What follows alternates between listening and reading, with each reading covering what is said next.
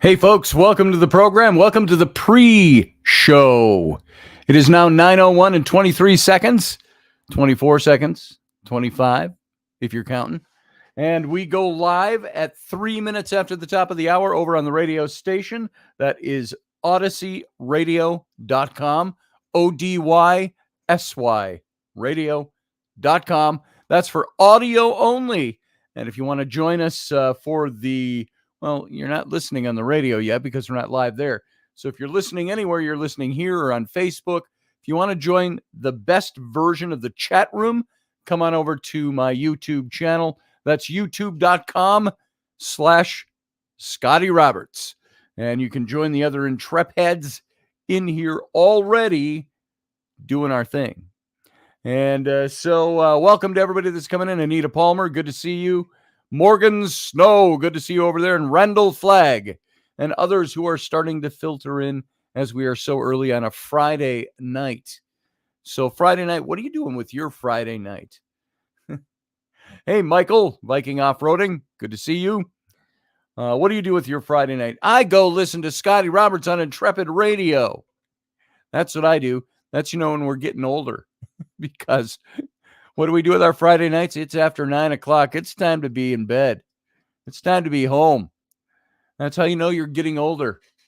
Oh, wait, we got 4 seconds and we got to go. Going dark. Stand by.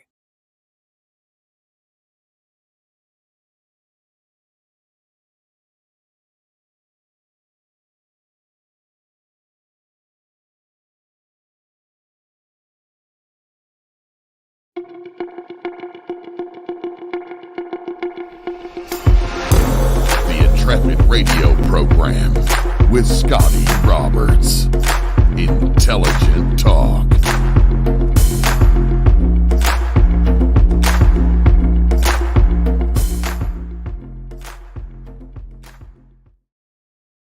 Hey guys, welcome to the program. I'm your host, Scotty Roberts. This here is my show, the Intrepid radio program, right here on Odyssey Radio. You can go to Odyssey, ODYSY radio.com, and you can hear this show in its live audio format. You can hear it in replays, I think, every other day, something like that, or every day. They're up there. You can go check out Odyssey Radio for all the goodness that is Odyssey Radio, all the shows that are up there. Check out the lineup that's there.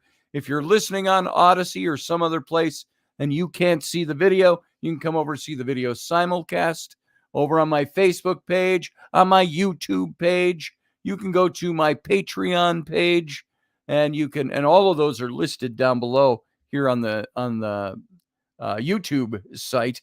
But patreon.com/Scotty Roberts, and Facebook, it's my Facebook. And if you're going to YouTube, youtube.com/Scotty Roberts. And come on over and you can be part of the chat room. It's probably the best chat room out of all of them for right now is the one over on YouTube. So come and join us. Come and join me and the other Intrepids that are already over there talking up a storm. And I want to say hey to those I didn't see earlier: Randall Flagg, Morgan Snow, Steve Clark, and it's a lot of repeats. So welcome everybody that's starting to come in. And appreciate you coming. If you're listening and you're not in the chat room, you can come on over. You can show your face and join in the chat over there. And pardon my voice a little bit tonight. I will have no control over the possible coughing jags that start up. As you know, if you're a regular listener to this show, it's been about 3.5 weeks since I started this. Contracted some kind of little virus in my chest, and that has been wreaking havoc with me. I almost lost my voice today, which is weird because I'm kind of at the tail end of it, it felt like. So there it is. And I got to put on my glasses so I can read the chat room over there.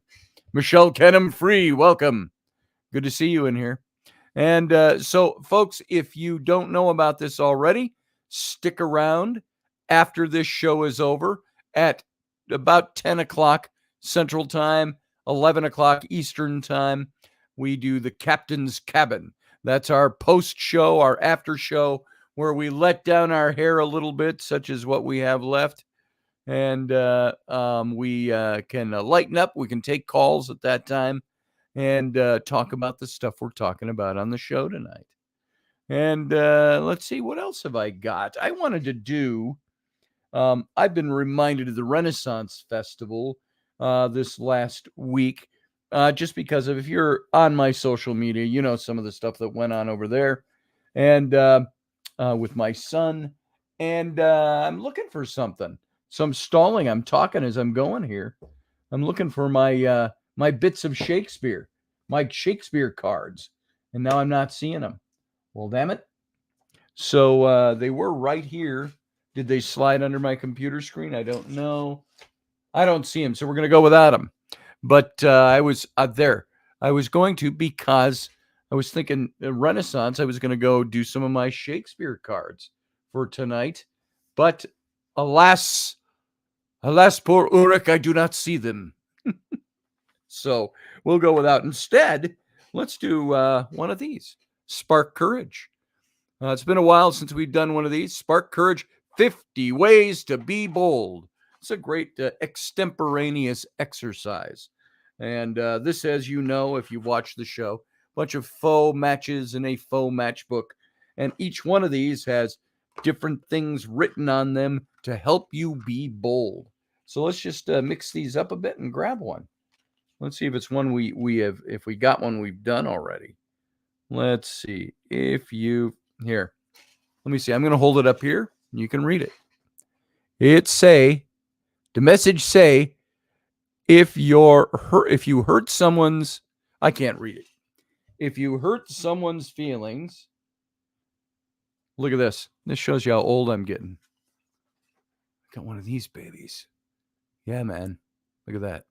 There's my eyeball. If you're watching. Let's see. If you've hurt, and these are readers, by the way. It's just my lighting mixed with red ink on tan paper. Can't see it. If you've hurt someone's feelings, put aside your ego and apologize. There it is. That's what I thought it said, but I wanted to make sure. If you've hurt somebody's feelings, put aside your ego and apologize. Now, this is something I think we all have to do from time to time. How many times do we say something and we're so proud about the things we say, what we want to say, the message we want to convey, that once we find out we might be wrong, or if somebody proves us wrong, all of a sudden we don't apologize. We just, we move on and we hold our ground. And I tend to be a debater and an arguer. I like a good debate. I'm like, if I have something to say, I'm going to say it. And if I'm wrong, prove me wrong, and we'll talk about it. And so I enjoy a good debate. But do I always apologize when I find out I'm the person who has said something wrong or done something wrong?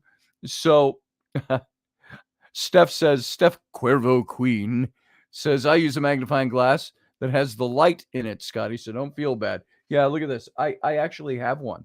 It's got a button for the light, but my battery's worn out. So there you go. I need one with a light in it. I need to get a new battery. That's what it is. So apologizing. I think this is something I have seen in our culture that has gone along with the kind of everybody wants to blame the way everybody's acting nowadays on COVID. Oh, there was COVID and everybody had to be sequestered. But you know what? I hardly noticed that. I hardly remember that. There were good times. I know that we were sequestered and that we were in our homes and quarantined a bit. And, don't go out.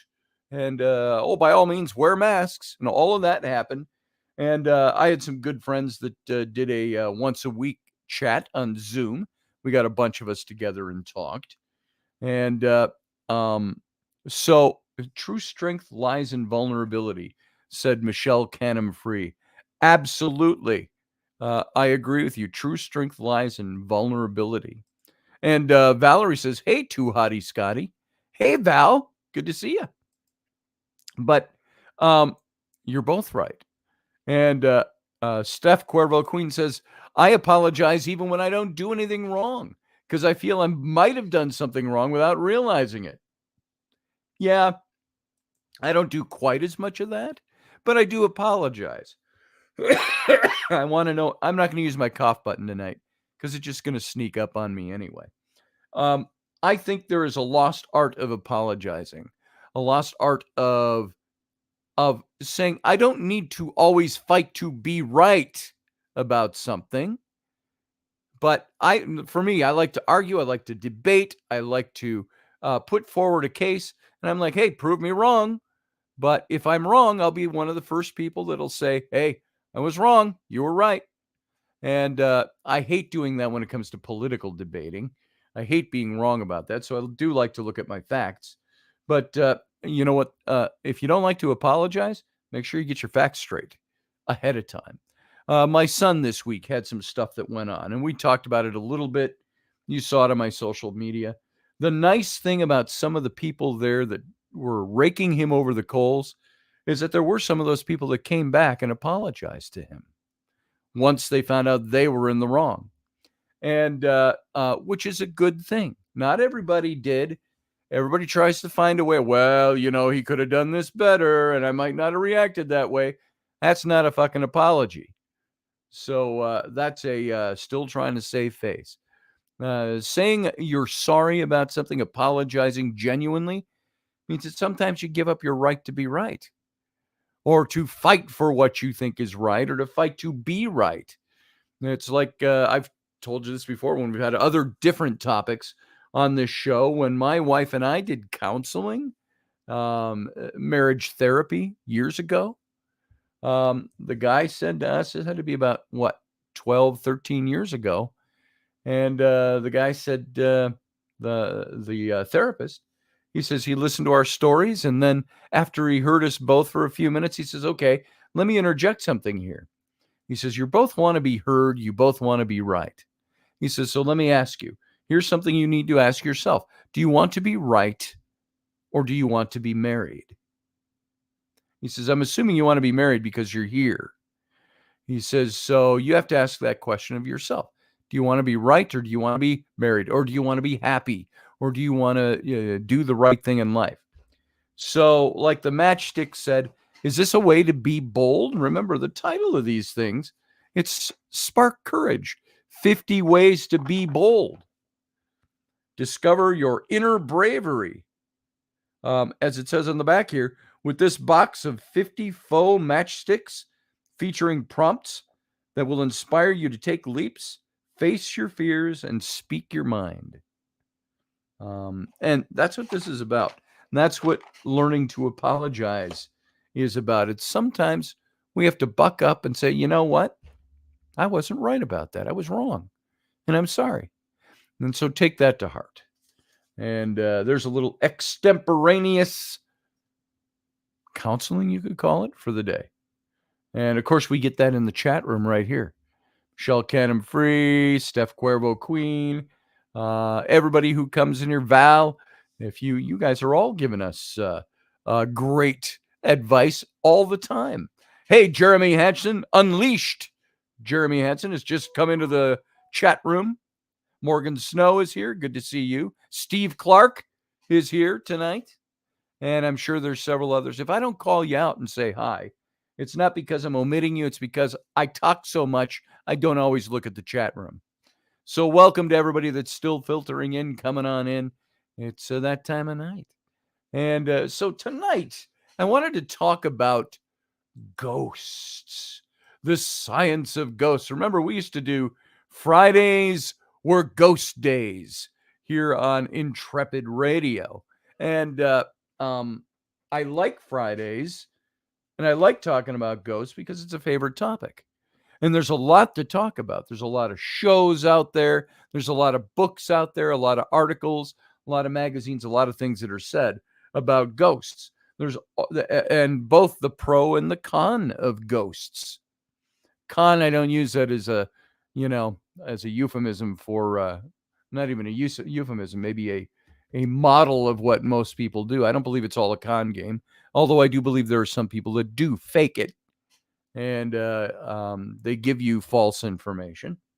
But I base a lot of my ghost experiences on just that, my experiences, my take on ghosts.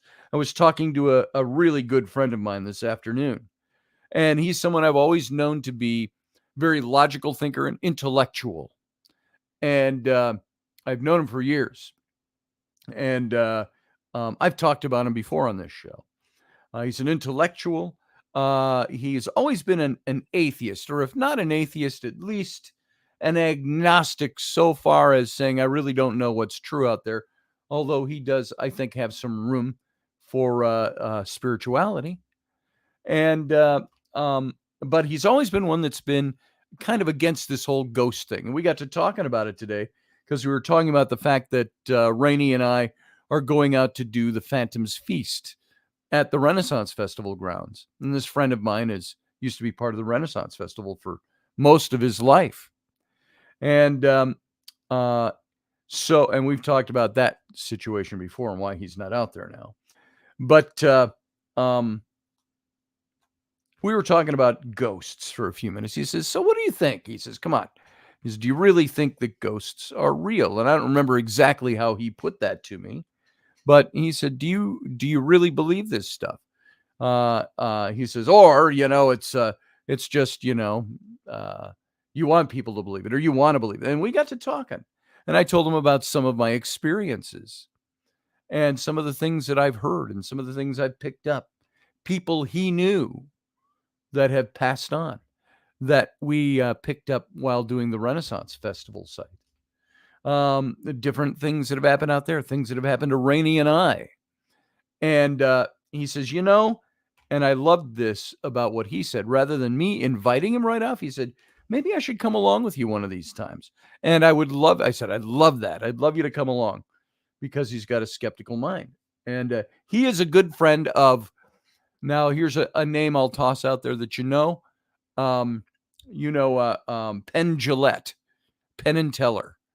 And Penn was somebody that was a contemporary of this friend of mine, Carr, out at the festival years ago.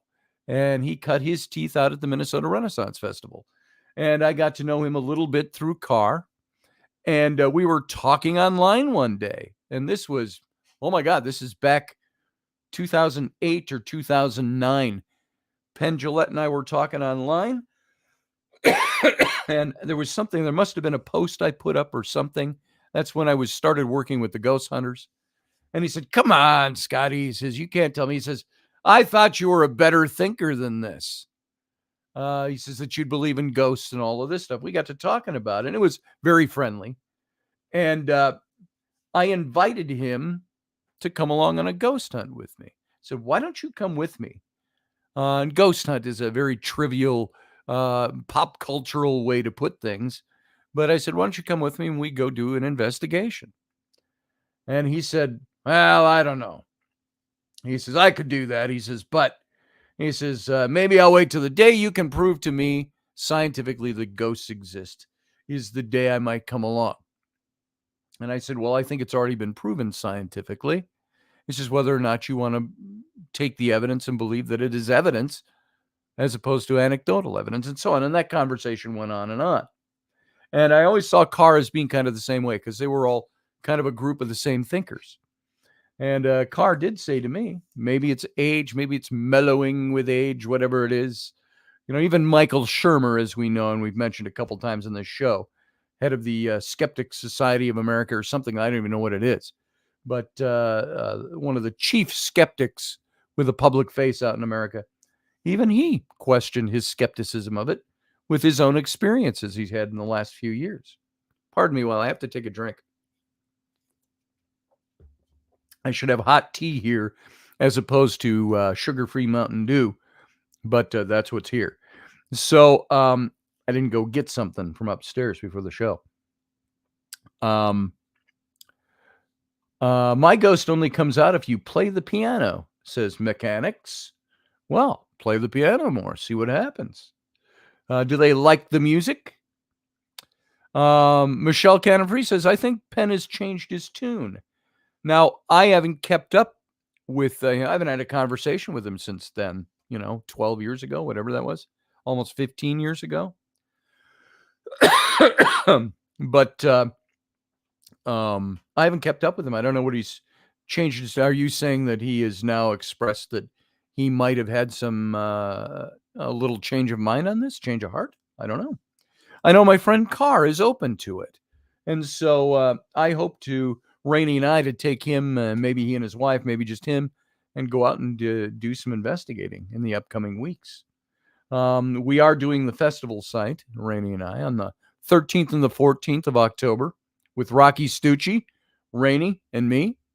And we're going to have my son Flynn wants to come along, age 14, but he wants to start learning this stuff. He wants to see what it's all about. So he's going to come along with us. And so I want to start talking about this whole thing about the science. That's what made me think of doing this tonight. This science of ghosts. Now, I know we've talked about some of this stuff before from a different angle, but and I hate to do this. Maybe I don't have to put on my glasses. I got some stuff I have to look at here, some of my notes, but I got to blow it up a little bit. So my eyes are all fuzzy tonight. But the science of ghosts and the science, and some of this I'm pulling from Science News that's out there, sciencenewsexplorers.org.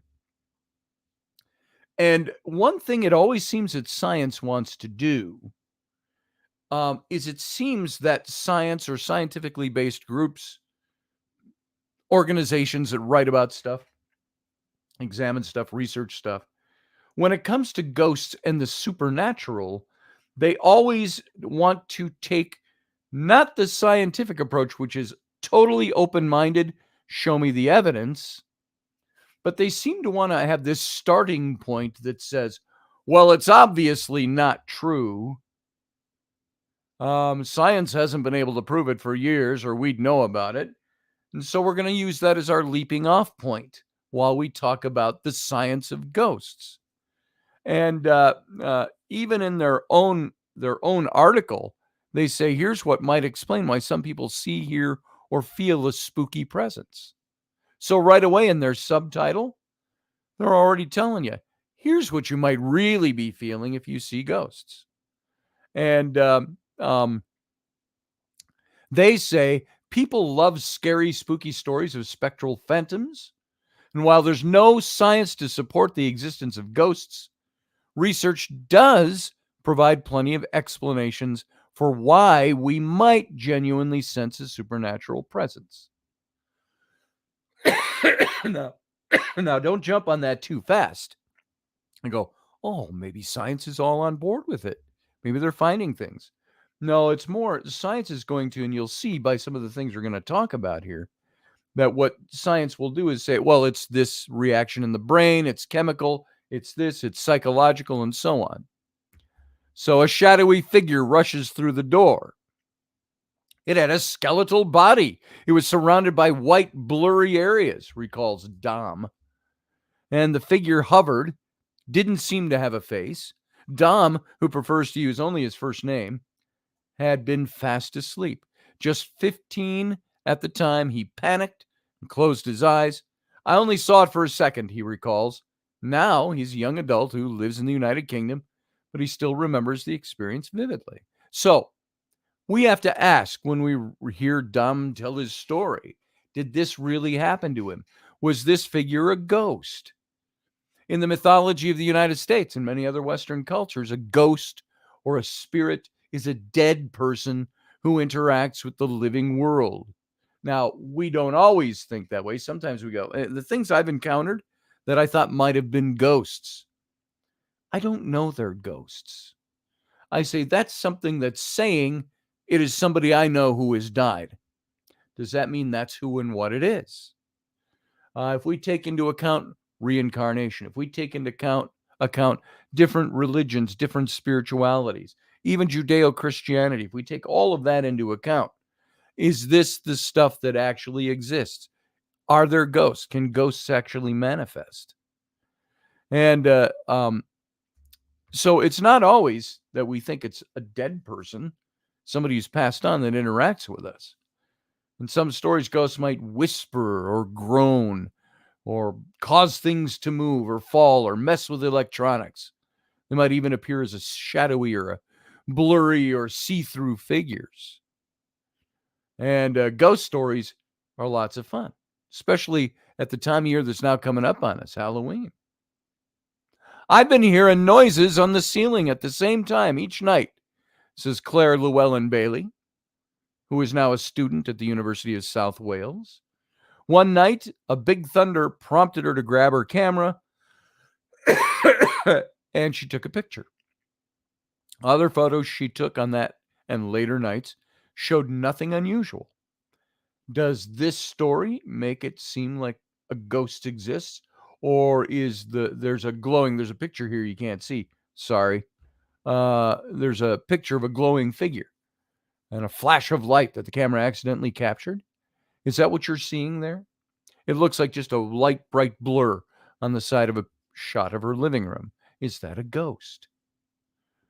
Some people believe the ghosts are real. Chapman University in Orange, California, runs a yearly survey that asks people in the United States about their beliefs in the paranormal. In 2018, 58% of those polled agreed with the statement, places can be haunted by spirits.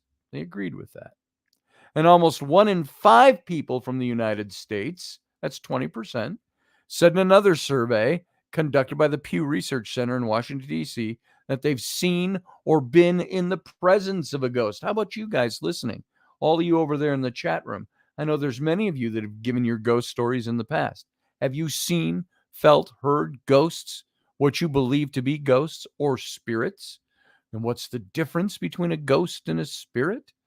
I've always looked at it this way. A ghost is the spirit, if you will, of a person who you knew, who was once corporeal in form, physical, died, passed away. Their presence is here in ghostly form.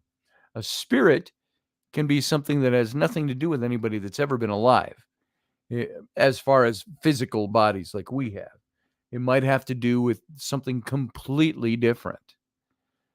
Elementals we talk about. We've talked about the elementals, the fae, the all these different kinds of beings. If there's room for ghosts, are there room for fairies? Is there room for fairies? There's many people I know believe in the fairy folk. We've watered the fairies story down so much that the spirit beings known as the fae, the fairy, the little people, the good people, even if you go out in the back country of Ireland today, they won't even say fairy. They'll talk about the wee folk, the small folk, the little folk, the good people. And do they exist? Does it seem like they don't exist because we've relegated it all to a realm of fairy tales and stories? We've talked about this before, but it's worth bringing up again. Can places be haunted? And almost 1 in 5 people believe they can be. On ghost hunting TV shows, people use all this scientific equipment. We've talked about this equipment that gets used. I use some of it. They attempt to record or measure spirit activity. Numerous creepy photos and videos make it seem like ghosts exist. However, what science is going to tell you, or what sciencenewsexplorers.org is going to tell you, is that none of these offer good evidence of ghosts. Some are hoaxes created to fool people. I know that's their first go-to. Well, it can't be real because many people perpetrate hoaxes. So they're saying, could be hoaxes. I agree with that statement. Could be. Created to fool people. The rest only prove that equipment sometimes can capture noise or imagery or other signals that people don't expect, and ghosts are least likely of many possible explanations. Now, I look at some of the equipment we use. I've got sitting back over there. See if I turn this, you see right there. That light box right under Buzz Lightyear's hand right there. That's my spirit box. That's my Frank's box. That was made for me by Frank Sumption. And we picked up some interesting things on that box. I would give you a demo now. Rainey does not like me doing that stuff in the house. She's not afraid of it. She just doesn't want it in the house. She says, the more you start to call on it, talk to it, invoke it, she said, you're going to have it around, and I don't want it around in the house. Keep your little friends outside. And she's totally into this stuff. So she's somebody who attracts the things, for lack of a better way to put it. She always has. And we've talked about that on the show. I don't want to go over material that we've gone over so many times before. That's why I keep saying we've mentioned that on this show before. But I noticed that science likes to take all of these things and say, I don't see them taking actual footage that people pick up, or I've got recordings and footage of things that are ghostly voices. I've played them for you before. I had at the Water Street Inn here in Stillwater, Minnesota. And I've mentioned this before. I played this for those of you, if you weren't here and don't remember hearing it. Rainey took me out on my 60th birthday, so almost 3 years ago now, to the Water Street Inn. It was at the height of COVID. Everything was shut down. She did massage at the hotel, so she got an inn over there, and we got a nice big suite in the old 1890s section of the old hotel. It's right on the river there, the St. Croix River, that divides Minnesota and Wisconsin. And there's only one other person that night staying in the whole hotel. There's a guy. He was in a room way down at the end of the hall. And there was no band that night. The restaurant was closed. All the restaurants and bars in town were closed down for COVID. And so here we are, quiet down there. We got a room we're staying in. It's nice. Some of the people that ran the hotel, the management said, yeah, do a little ghost investigation while you're here. So Rainey had talked to them about it. So we went and we did, and that's where we picked up and we played on this show. The middle of the night, let me back it up a little bit. Earlier in the evening, while we were investigating one of the old rooms, Rainey said she could see in her mind's eye. You can call it psychic. You can call it, what's the word I'm looking for? She's not, I'm trying to think of the proper word for it. She feels things, sees things, but she saw what looked like a woman in an old dress, think late 1800s, leaning over and whispering in her ear while she's sitting on the sofa. And she said, she said, I'm getting the sense she wants you to sing for her. She wants you to sing the song Loch Lomond. And you all know that song. I've told this story before. You take the high road and I'll take the low road, and I'll be in Scotland afore ye. And the last verse says, indulge my poor voice, the wee birdies sing and the wildflowers spring, while the sun on the water is sleeping, but the broken-hearted kens nae second spring again, and the wave will cease from their graving. Oh, you take the high road and I'll take the low road, and I'll be in Scotland afore ye, but me and my true love will never meet again on the bonny, bonny banks of Loch Lomond. You can hear how bad my voice has gotten over the last couple of weeks. Almost lost it today. So pardon me that, but I had to sing it. And that's what this ghost Rainey thought it was, of an older woman in a dress, was asking me to sing. So I sang it for her. And I didn't see a ghost, and we had the lights were on. We weren't sitting in the dark. There's no reason to do that. That's for TV. That's so you can see things on cameras and so on. It's for effect. And a ghost doesn't need the light on or off to show itself. So we recorded for some EVPs. We didn't hear much after that. And so we called it a night about midnight. And we went to bed. And around 2:30 in the morning, thereabouts, I feel Rainey sit up. And our room is pitch black. She sits up, and you could hear the rustling of the very crisp white cotton sheets that we had. She sits up and she says, "Do you hear that?" And I start listening. And we could hear what sounded like music. Like, where's that coming from? And we walked out in the hallway. Couldn't hear much out in the hallway. Came back into the room. We sat on the bed, and you could hear it like it was like behind our headboard. But behind our headboard was the bathroom, and then a big open parlor in this big room we had with a hot tub in it, and the balcony going out to the river. So we looked everywhere.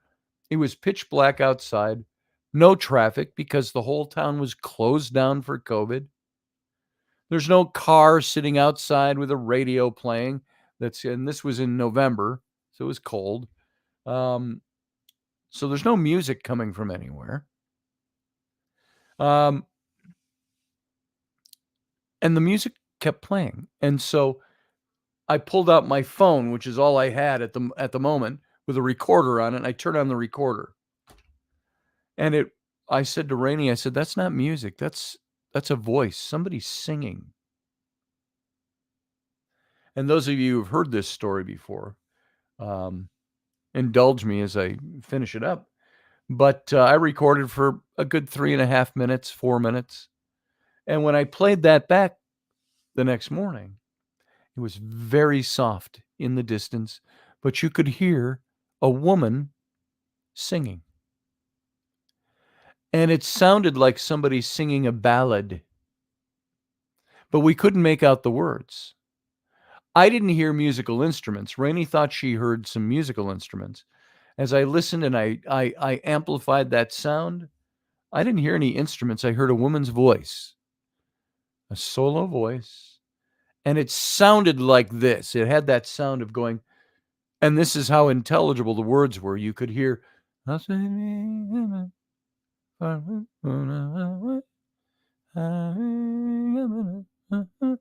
you could definitely hear that it was a melody, but you couldn't make out the words. There was no instrument. I took that song, that recording, and I passed it on the next day to somebody I knew in the paranormal field that I trust their input. And I said, "Listen, I got a recording here." I didn't prep him. I said, "I want you to play it and tell me what you hear." It's an EVP type of a thing, I think. That's all I gave him. And he got back to me in a day and he said, "Well, what I heard was a woman singing." So I couldn't make out the words, but I heard her singing. Now, I've played that on this show, and some of you have heard that before, that singing. I look at that and I say, I check out all the facts around it. First of all, no music anywhere. No music outside, no music in the hotel. The guy down the hall was not playing music. Front desk said there's no music playing over the loudspeakers. There's no, as we already knew, there was no music. The bar and they have a little stager. It was all shut down. This would have been after bar close anyway. There were no bars open in Stillwater that night. And so there was no music coming from anywhere. We checked all the entrances, such as the balcony, which looked out over a parking lot, which was right in front of the river. And there was no cars out there running, playing music. So we checked all that stuff out. We asked the right questions the next morning, yet we picked up on the recorder a voice that we audibly heard that was soft enough that Rainey couldn't tell if it was a voice or music, but when we listened back, it was definitely a voice. So what is that when you pick stuff up like that? Is that evidence? Is that scientific evidence that something exists? What we do have, I believe it was a spirit. It was a ghost. It was ghostly singing of a woman that, in Rainey's mind's eye, had asked her to ask me to sing. And then I asked her, I never saw her, but I asked back, will you sing a song for us? If I sing it, will you sing a verse for us? And that woke us up between 2 and 3 in the morning. And I've captured it on a recording. So is that using scientific equipment to attempt to record or measure spirit activity, but it's really some kind of odd sound? Or is it good evidence for a ghost? I am curious enough to see if I've got one of those recordings here that I could play, and I'll load it and I'll play it a little later. But let me take a look here and see if I've got it, and we'll play it a little later in the show if I've still got it. It would be, this was Water Street Inn. Let me do a quick search for this.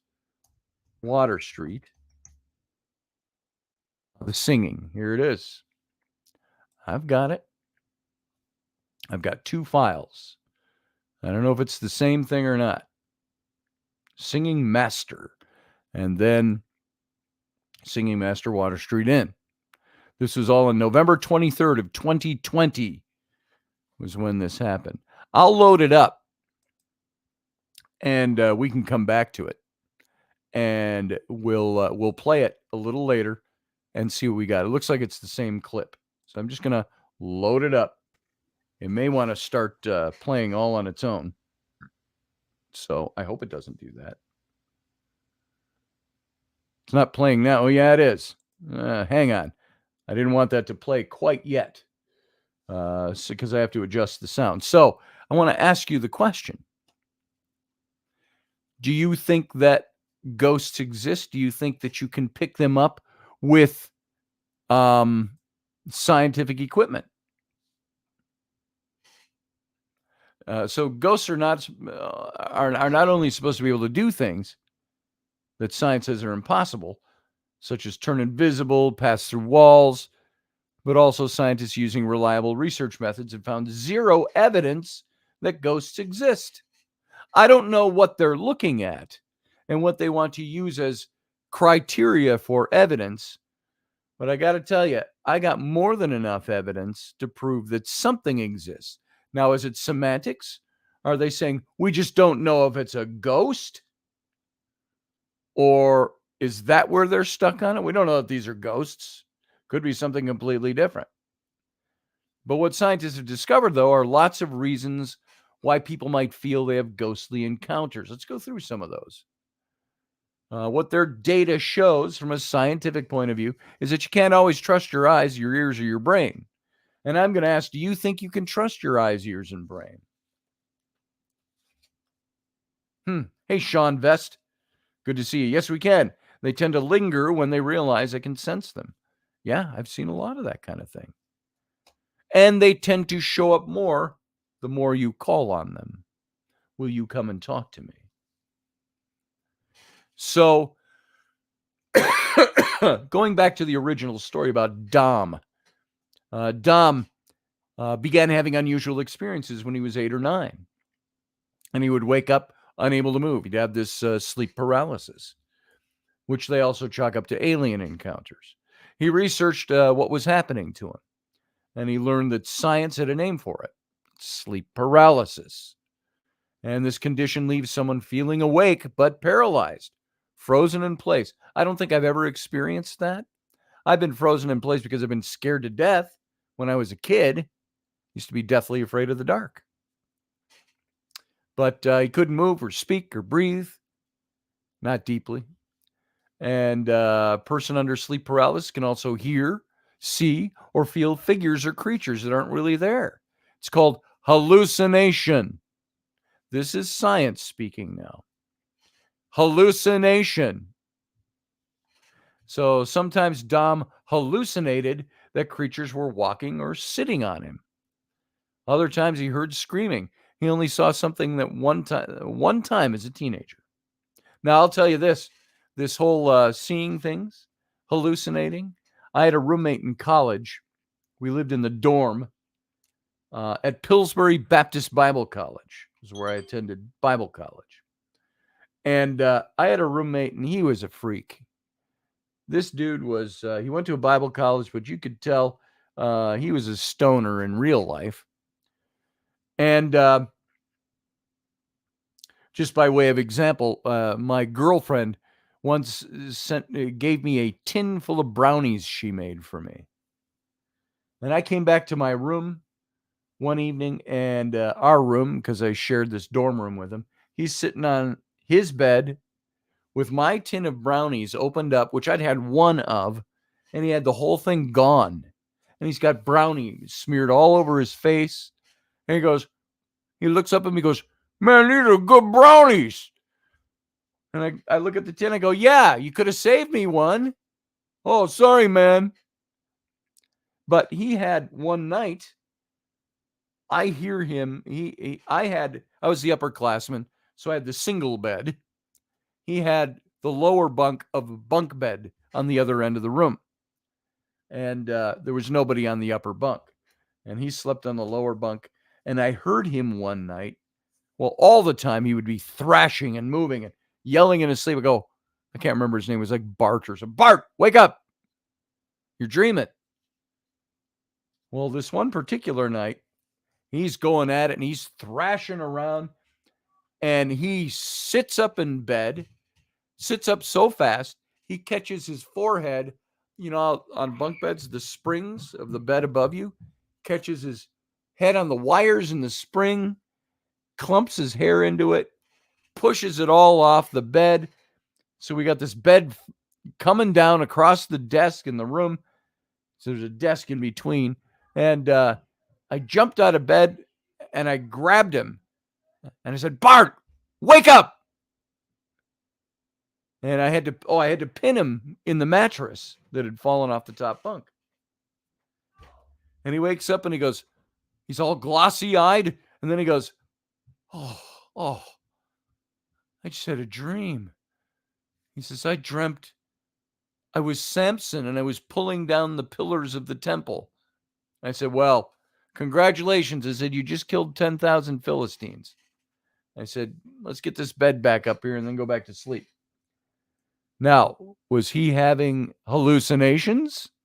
This made me think this boy has got some issues, or this boy did some pretty interesting drugs back home. And so is that what sleep paralysis will bring you? Sleep paralysis will bring you hallucinations. Sleep paralysis happens when the brain messes up the process of falling asleep or waking. And usually you only start dreaming after you're fully asleep, and you stop dreaming before you waken. But sleep paralysis is like dreaming with your eyes open. And a neuroscientist, Beland Jalal, he studies sleep paralysis at the University of Cambridge in England, and he says this is why it happens. Our most vivid, lifelike dreams happen during a certain stage of sleep. It's called rapid eye movement, REM. In this stage, your eyes dart around under their closed lids, and though your eyes move, the rest of your body can't. It's paralyzed. Most likely, that's to prevent people from acting out their dreams. That could get pretty dangerous. Imagine flailing your arms and legs as you play dream basketball, only to whack your knuckles on the wall or get your forehead all cut up and your hair stuck and clumped in the springs of the bunk bed above your head. So Rainey used to do that when I first knew her. And I told this just recently on this show, I think. She would wake up in the middle of the night and she'd sit up and she's swinging. And I'm like, Rainey, wake up. And, this is still a new relationship. And I wasn't thinking anything weird, but, I was like as gentle as could. "Wait, Rainey." And she'd wake up and she goes, "Oh." I go, "What were you dreaming?" "Oh," she said, "I was dreaming." "Oh, what were you dreaming?" She said, "I dreamt I was fighting off zombies with a baseball bat." I said, "Oh." I said, "Did you get any?" I said, "You almost got me." We laughed. That happened a couple of times. This is pre-Walking Dead days. So she was into zombies way back. So this is like 18 years ago. So your brain usually turns this paralysis off before you wake up. But in sleep paralysis, you wake up while it's still happening. Sometimes we see faces in the clouds, science says. You don't have to experience sleep paralysis to sense things that aren't there. Have you ever felt your phone buzz and then checked to find there was no message? Have you heard someone calling your name when no one was there? Have you ever seen a face or a figure in a dark shadow? Well, these misperceptions, says science, also count as hallucinations. This is what David Smallies says. He's a psychologist in England at Northumbria University in Newcastle upon Tyne. If Jennifer Roberts were here, it'd be right next door to her. He thinks that just about everyone has had such experiences, and most of us just ignore them. But some might turn them to ghostly explanations. Now, I happen to be one that thinks that when you hear a voice call your name, it's not a hallucination. I think I've had that happen to me. And some will say it's your brain playing tricks on you. I don't think so. I think I am tuned in enough to know what's real and what's not real. But that's what science wants to pass it off on. What does Sean say? Hence the legend of incubi and succubi. Yeah, there it is, Sean Vest. And by the way, everybody who's here, remember when this show ends in about 6 minutes over on the radio, stick around after the break. We come back with the Captain's Cabin, the post show, and you can call in. You can call in with some of your ghost stories. We can talk about this stuff. So let me do this since we're already starting to run out of time. We got 6 minutes left. I want to play and see. I'm going to add this video, and it's mostly black. And I took video so I could play the recording. And this is that ghost we heard singing in the hotel. So let me play this and see what you think. It's going to come up and be a black screen. But here we go. See if you can hear this. You got to listen closely. All right?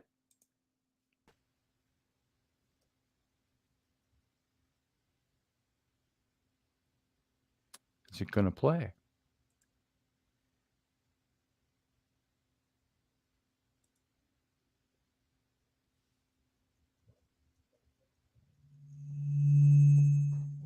I'm getting feedback. Can you guys hear that video?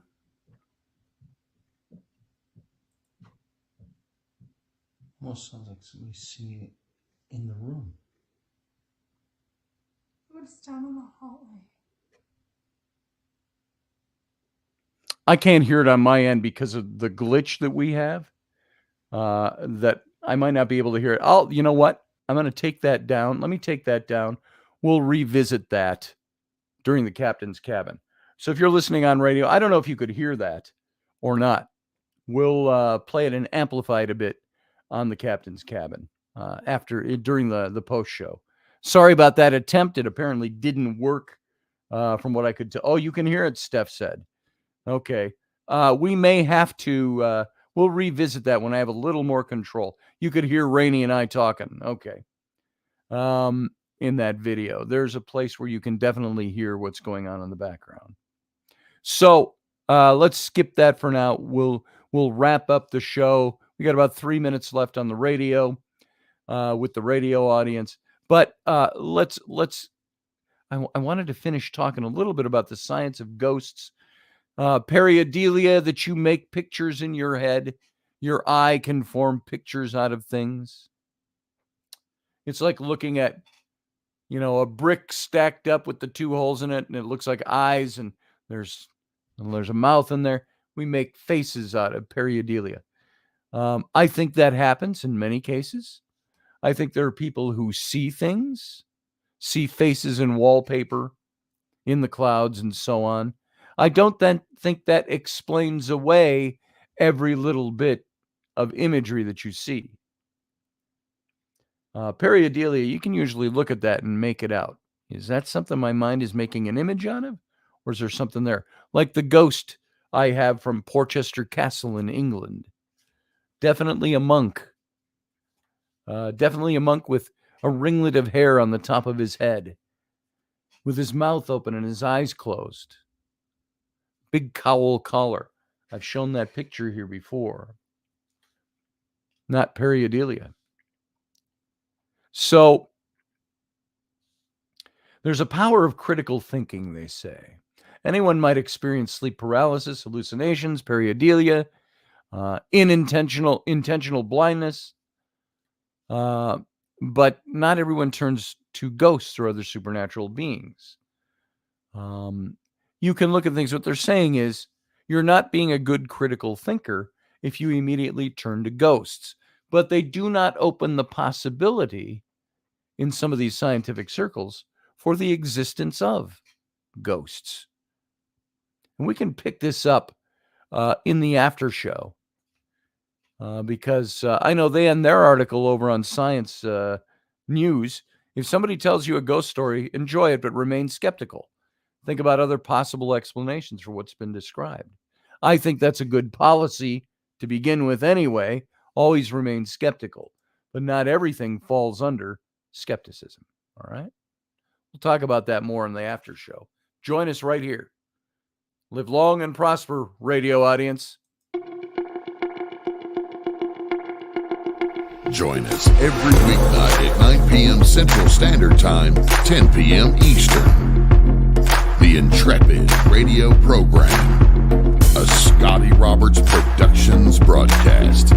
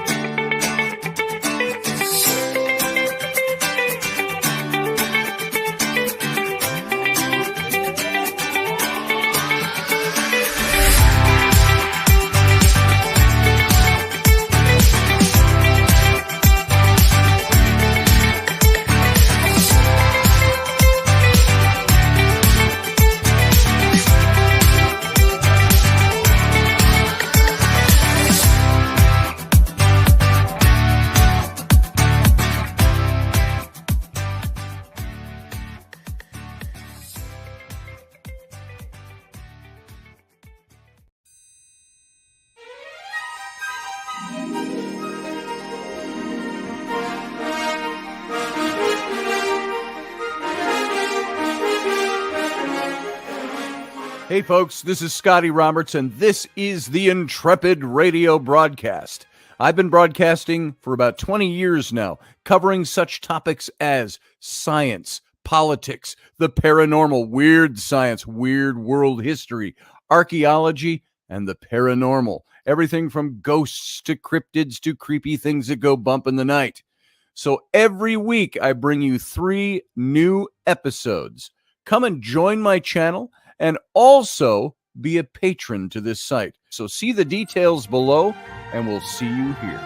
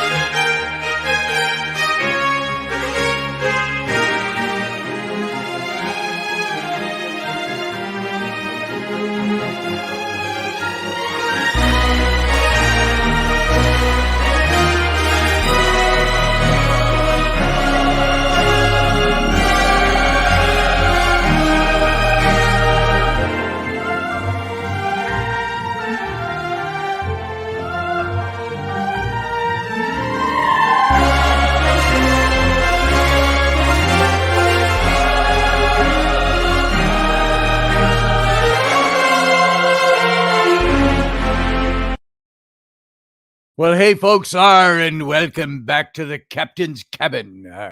Avast, climb the mizzen mast, swab me lower decks, and hang out in the hold. So, good to have you all here tonight. Thanks for coming on for the radio show. As you know, this is the captain's cabin. This is the time where you can actually call into the show and share your stories, share your mind, talk a little bit, and we'll go as late as we want to go or quit as early as we want to quit. So this is just the after show. And we didn't cover everything in great detail tonight as much as I would like to have, because as you know, I talk too much. And I sometimes just like to be done with stuff. Or that's not what I even wanted to say. Why did that come out that way? I sometimes don't finish stuff because I've got other things I want to talk about that add color or frosting or layers to the bigger subject. So there it is. Let's see. What does Elderberry said? What? Y'all, someone is going to have to stand up like the heroes of the Bible to survive the cull. There's some truth to that, Elderberry. I believe you. And yeah, those cards are coming out pretty soon. They're at press now, and they're going to be available soon. So I'll tell you more about them as it gets closer. And I've actually got a big graphic that I did for doing some advertising of this. And I'm very curious to know. Here, I'm going to save this and load it so you can see it, just so I can talk about it a little bit. I got to resave it as a PDF, and I'll show it. But now that that's at press, we're very soon going to be able to make those available for people. And here was the big question we had. It's a collectible card set that we're selling to churches and schools and Bible schools and things like that, and Bible bookstores. And will we be able to make them popular out on the open market like we were able to do 30 years ago? Steph, I will show you. I will show you those cards right now. There was, and some of you remember me talking about this 30 years ago. I had a buddy of mine from college and his wife that I was working with. And we wanted to do a set of trading cards, only Bible-oriented trading cards, something that churches could get into, that kids could get into. And but we wanted to make them cool. I said, if we do this, we got to make them cool enough that kids are going to want to buy them. And so I said I wanted there to be good art in them, comic book style art. And then let's write these cards so it's not just another, bathrobe and bed sheet and sandals and beards type of delivery. And so we did these about 30 years ago. It was Thanksgiving of 1993 that they came out, and it actually hit the local news, came in and shot a story. It's about a 4-minute story in my studio and in the stores where they were being carried. And they did a big thing, and that hit all the news wires on the CBS news wire. And it was all over the country over Thanksgiving weekend, which was perfect because it was all set for Christmas. So those cards did very well.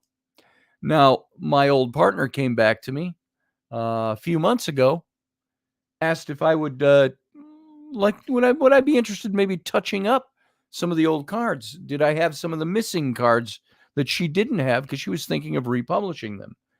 And I looked at them and I said, you know what? If we're going to republish these and my name's going to be on them, I would like a chance to redo the art. Not from scratch, but let me take the art, touch it up. Let me do some digital work to them. Let me add new backgrounds. Let me touch up the lighting. Some of the cards were so, I look at it and I go, the way I used to draw 30 years ago, I was like, well, I'd like to redo this one. And I redid a couple of them from scratch, maybe 6 or 7 or 8 of them. And out of it's a 48 card set. And so this is a little ad piece I put together. Now, many of you are going to recognize these already, but here, let me put this up.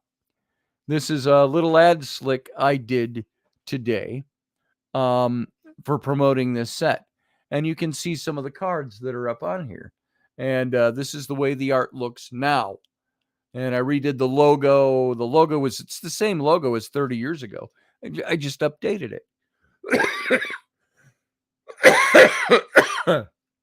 So what you're seeing here, if you look at the top, probably can't read them on there, but top you got Abraham and then his slave girl Hagar, who his wife had him have sex with so he could have a son because she was barren, his wife.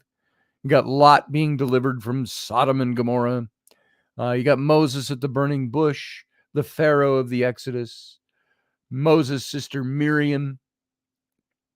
And then down on the second row, Moses and the Ten Commandments.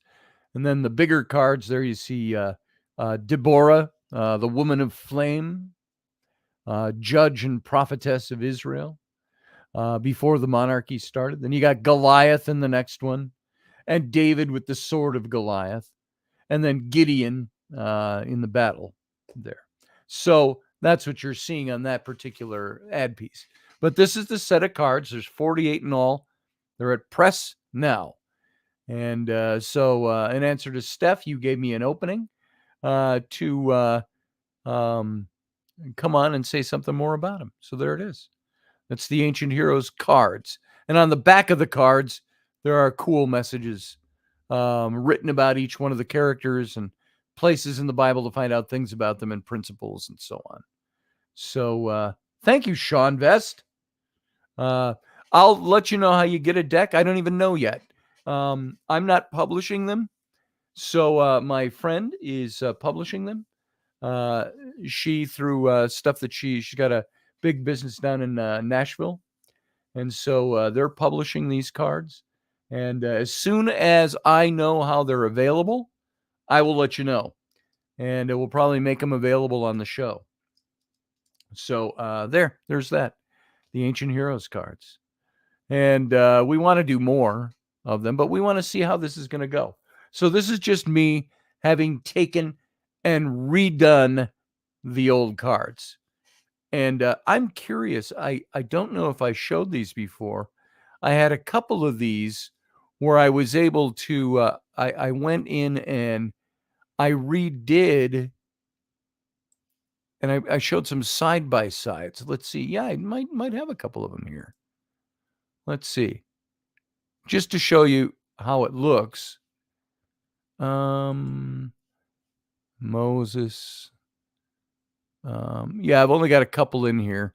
But let's see. This will give you an idea of what I did to the cards to kind of brush them up a little bit. Let's do this. I'll show you this one. Let me bring this in. And this will give you an idea. Now, to some of you, it might not be all that different looking to you, but here you go. Card on the right, on the left was how it looked in 1993. Card on the right is how I have revitalized them. So now you see the differences. First thing you can see up at the top, the logo. That's the old logo from 93, and then there's the new logo that I created a couple of months back. You can see on the left, the background, pretty plain, and I created a new background for it. Abram came from Ur of the Chaldees, which is basically what you find in Iraq today. And so I've got the old ziggurat I put into the background, and then I worked with the lighting and stuff like that. And so that's basically what you saw when I revitalized these cards. And I've got one other I can show you, and that would be the Moses card. I've got Moses and the Ten Commandments. Again, it's the old artwork, but I just wanted to revitalize it a bit. Let's see. This one looks like this. Let me call this one up.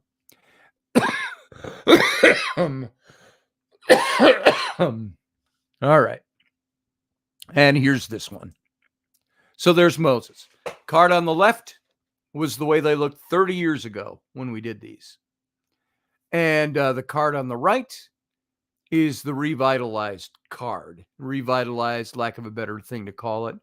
Where I went in, I put new backgrounds in, and I changed the lighting. Look at the faces on these two, so you get the idea.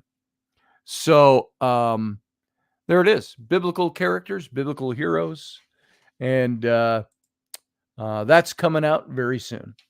So that's all I got to say about that. So is Trump like a Jehu or a Cyrus or no? I don't have Trump in the deck. Sorry to say. So let's see. I got some callers waiting in the wings. Where we go? Well, we got Michael is here, and I think there's Uncle John. But before I bring either of you dudes in, I want to try this. It only lasts a few minutes. This recording from the hotel, and see if you can hear the singing. It's very quiet. I think this might be the raw footage as opposed to what I amplified. But I'm going to play this now. So if you got a headset, put your headset on or listen very closely because it's very soft in the background. I don't exactly know which file I've got here, but let me play this for you. Here we go. You'll hear me and Rainey talking to start with.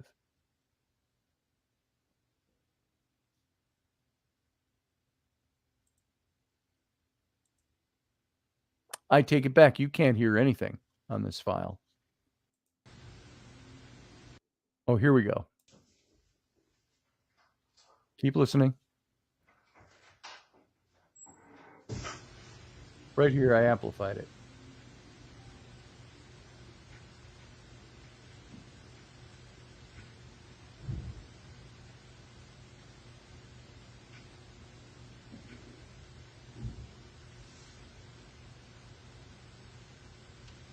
Can you hear it out there? I was talking to Rainey there.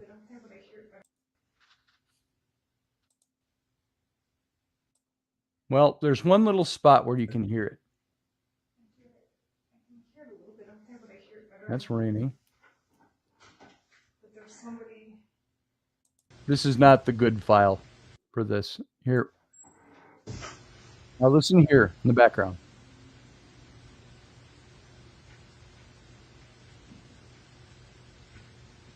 Back that up a few seconds. You'll be able to hear somebody. It sounds like they're humming or singing. Listen to this now. Here we go.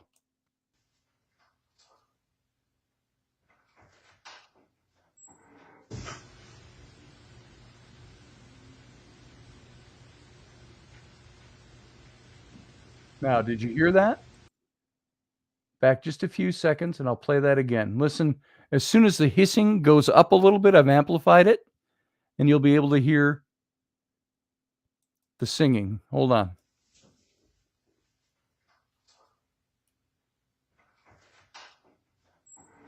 Right here. There. Did you hear that?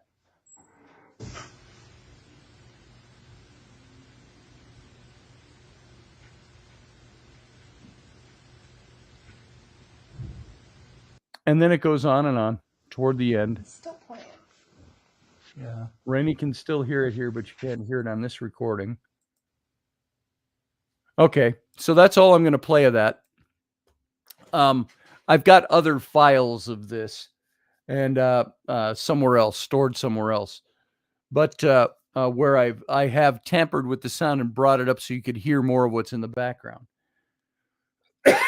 But if you could hear that one section on this video, and there was many more seconds of the singing, but you heard that one little section that I played a couple of times, you could hear what sounded like almost like humming. Good night, Val. Good to see you. That's right. It's an hour later out there. So you could hear the singing. And so we picked up quite a bit of that. And it's all on tape. That was the raw tape you heard there. So, yeah, you might be able to hear it better on your computer. But yeah, I wish I had those, and I used to have them in here. I'll load it in, and I took them out, but I had different files for that.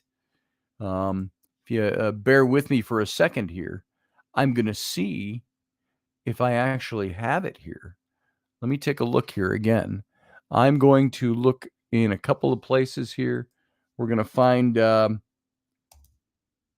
let's see if it comes up under this. Singing. Oh, yeah, I've got it here.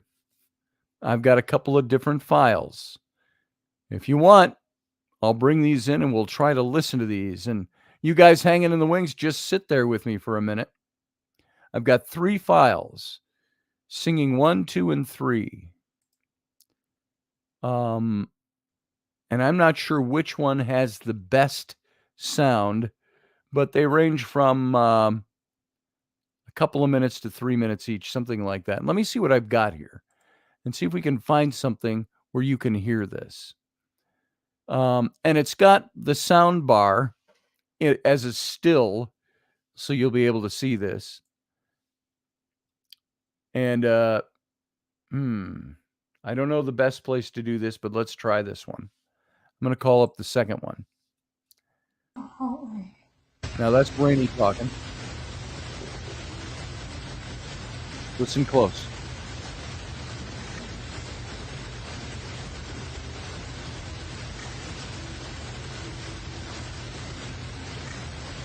I can hear her now.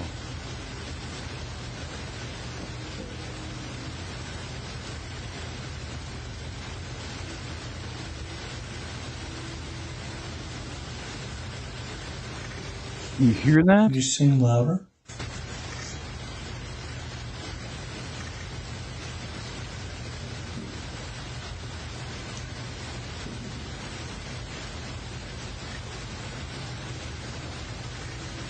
Somebody's playing music somewhere. It's not anybody singing in Yeah, here. where is it? And see, it sounded like music playing, but then it sounded That's what like we thought. We somebody's thought we were calling. hearing music playing. Mhm. There's like a fiddle. Someone's got a fiddle or a guitar. There's 2 instruments playing. It sounds like.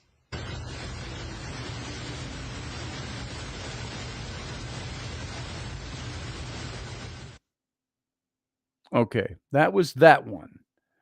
And you can tell that there is somebody singing. And we originally thought we were hearing music coming from somewhere. So let me see here if I can put one of the other ones on and might be able to hear a little bit more. Okay. I heard the one that sounds like a voice.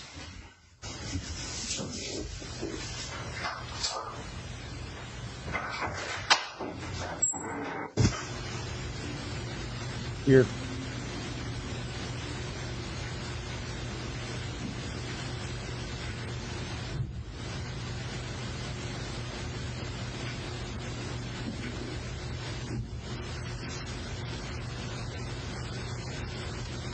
Can you hear it out there? I can hear it a little bit up there, but I hear it better in here.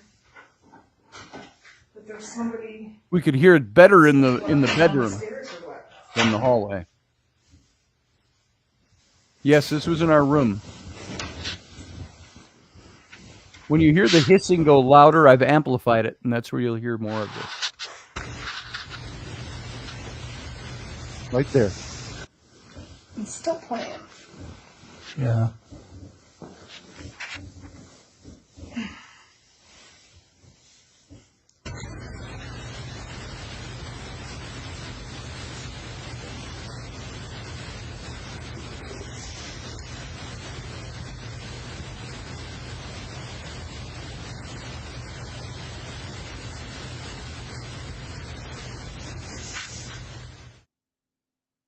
So there you go. That's what we were hearing. It's down in the hallway. Oops. That's raining again. Here we go.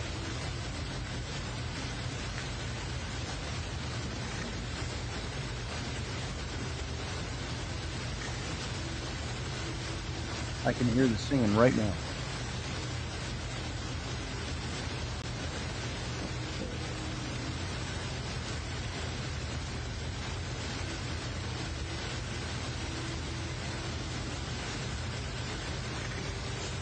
Could you sing? Did you guys hear that? It was right there. And the thing is, we did our due diligence on this. We did our, as you can hear, we're thinking we're hearing music coming from somewhere, like musical instruments playing, like a band. But we went and we really searched out. We asked the management in the early morning. We actually went to, and we might have gone down that night at 3 in the morning and asked them. And that's where we found out there's only one other guy in the hotel and not playing music. So that, everybody, is the very, I think, very intriguing, interesting singing that we picked up at the Water Street Inn in Stillwater, Minnesota. And I will tell you this, and Stillwater is just way over on the far eastern outskirts of the Minneapolis-St. Paul metro area, all the way up to the border of the state on the river, the St. Croix River. You cross the bridge there and you're in Wisconsin. So it's an old mill town. And so, yes, it's known to have spirit activity, but not known like, oh, everybody in the cities knows about this place. It's not like that. It's that, and I don't think there's been a lot of ghost groups in there to do anything.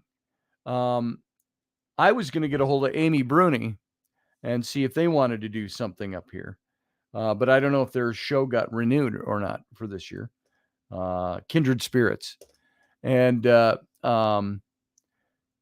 I'd like to go do that again with Rainey and see if we pick up that singing again.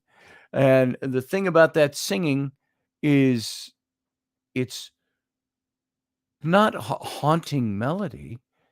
We can't even, I wish we could make out the melody. We couldn't make out the tune even. Just that it sounded like somebody humming a song. And we couldn't make out the words. And this was because she had that woman that she felt or saw in her mind's eye asking her to have me sing. I sang, and then I asked her if she'd sing something for us. And what happens? 3 hours later in the middle of the night, we're woken up by that. And we caught it on a recording. So, Steph, yeah, this was in our room at the hotel. So it was quite the place. So all we know about the place is that it dates back into the 1890s. Nothing, no strange stories about it. This is Stillwater, Minnesota, a mill town where all the lumber used to come down the river and go to the sawmills at Stillwater. And Stillwater today is one of those quaint little towns. And an interesting place. So I think I am curious, just for those of you curious to see it, the Stillwater Inn. See if there are pictures of it. Yeah. Oops. I can go to images of the place. Yeah, here it is. I will, before I bring John and Michael in, sorry guys to make you wait so long. Here, I'm going to share my screen and show you this, guys. My entire screen and share it. Okay, here are some pictures of the Stillwater Inn. So this is where we stayed. I don't know why that came up. Here's where we stayed, right here. The Water Street Inn. I'm sorry, not the Stillwater Inn. Water Street Inn. There you go. This is the place. And there's the St. Croix River. And let's see if there's some better pictures in here. that I can open up for you. Maybe that's got some of the old rooms in it. Yeah, that's going to different places. So the Water Street Inn is what I'm looking for. I put Stillwater in. Water Street, Stillwater, Minnesota. Here we go. So this is the building. You can see it's still got the old building in there and the new sections that they put on top of it that they built in. Here's one of the rooms that we were in. I think this is where Rainey may have, or is this the lobby? No, this is one of the bedrooms. Let's open this image up. It's tiny, of course. So some of the old rooms, they've got tiny pictures. I don't know why they do that. So you can see in some of these older pictures here, some of the older rooms. So it's a very cool place. Water Street Inn. Let's try this picture. And not so tiny, but there you go. That's some of the rooms. This was not the room we were in, although this has a hot tub in it. You can see here. Our room was on the front end, and then the hot tub was in a big parlor living room. So, but that's some pictures of the place. Gives you an idea. It's right by the old lift bridge in Stillwater. So, yeah, very cool place. See if they've got any larger images we can look at. Not too much. So, let's see if this is a larger one. Not really. Oh, well, that's a waste of time. So, you get the idea. There it is. I'll open this one. They're all small images. I don't know why. So, I'm out of this. So, let's turn this off. Stop sharing the screen. Boom, there we are. And so that's the place. Yeah, they floated logs, Sean. They did the logging up north of St. Croix Falls, which is up the river a few miles. And they floated all that lumber down into Stillwater, into the sawmills. And back in the late 1800s, early 1900s. So it's pretty cool. So let's see. We got Michael. He's been sitting here the longest. Let's bring him in. How you doing, Michael? I'll send you a message that said give me a little heads up. I was working on the phone, but oh, I didn't see the messages. I was being productive while I was waiting. Oh, sure. No, I hear every time I hear the word critical thinking anymore, because that is the class I'm finishing up in my college right now is critical thinking. And it's talking about ethics and everything that goes with critical thinking today. That's part of it. And I've always approached ghost hunting or anything I've done in my life with critical thinking.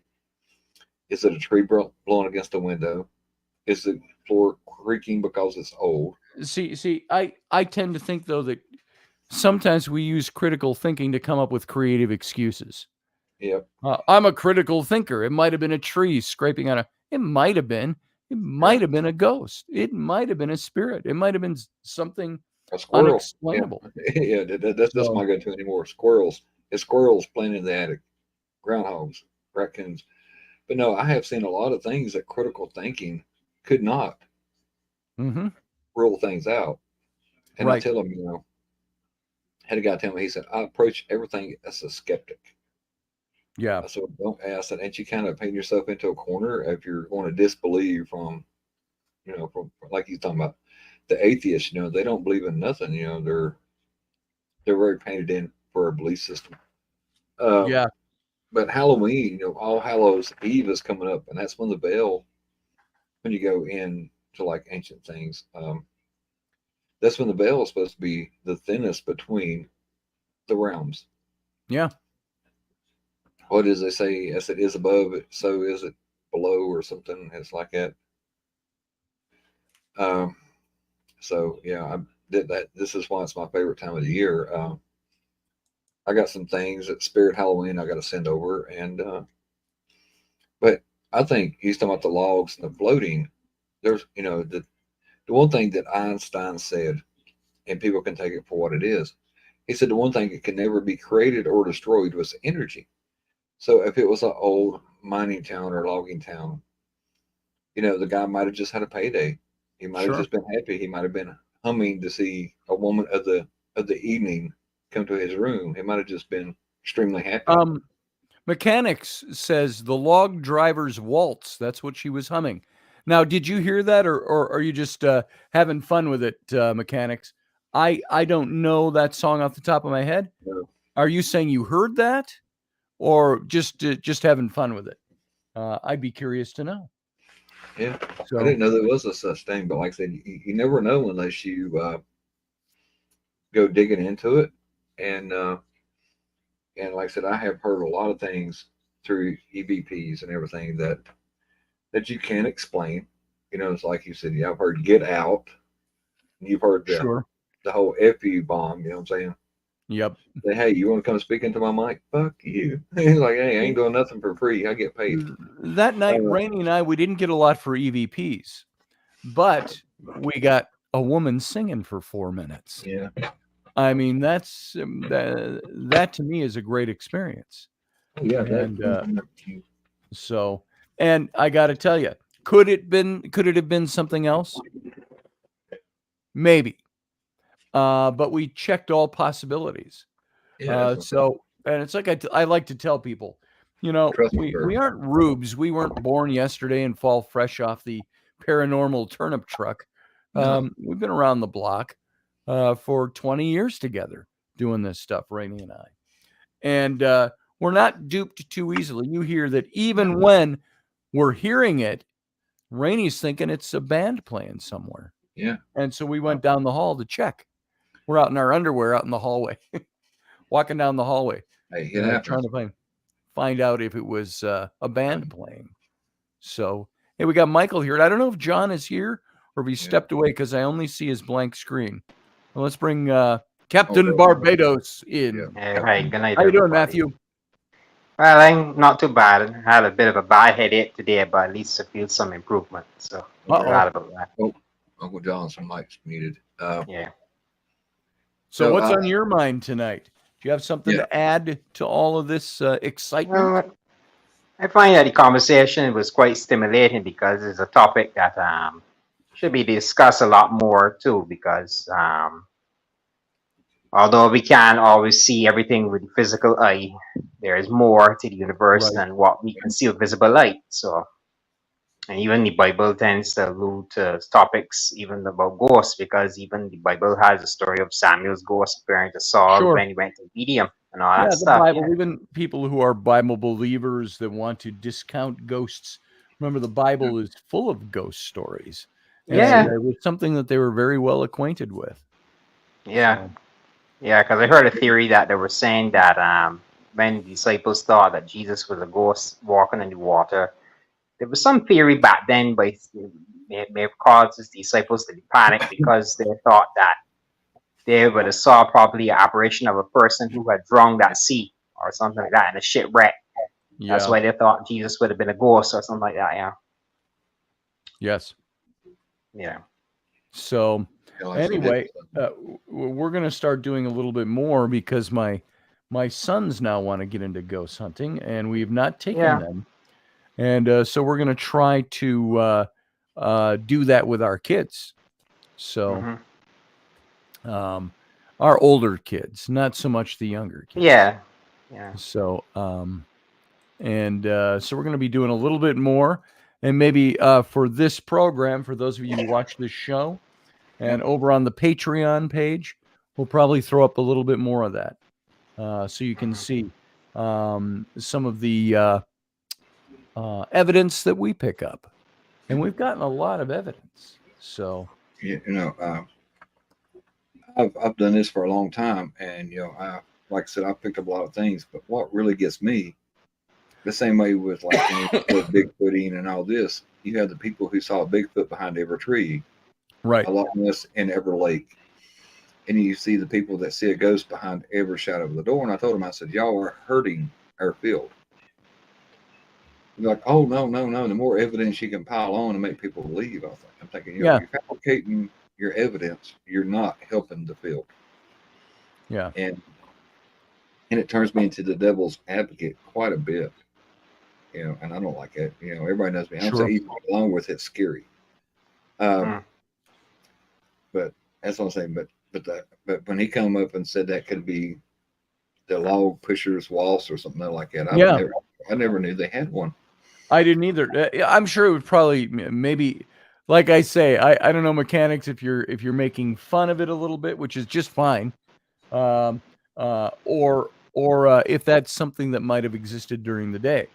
I'm sure it ain't far a stretch to say that back in the 1800s in a mill town that they didn't have a song called the log. What was it? The lumberjack's waltz or something? I don't know. The log driver's waltz, maybe. Yeah, maybe that's what possibly. she was but like I said, I'm wondering if there is a easy enough to look up log driver's waltz. The National Film Board, it says here, it's a Canadian folk song written by Wade Hemsworth. The log driver's waltz. It all depends on when it was written too. If it's an old song. I'm looking to see something from 2010 that lists it. Don't know when it was written. The original. Let's see. There's a cartoon, and it says it's the original. So there's sheet music for it that I see here.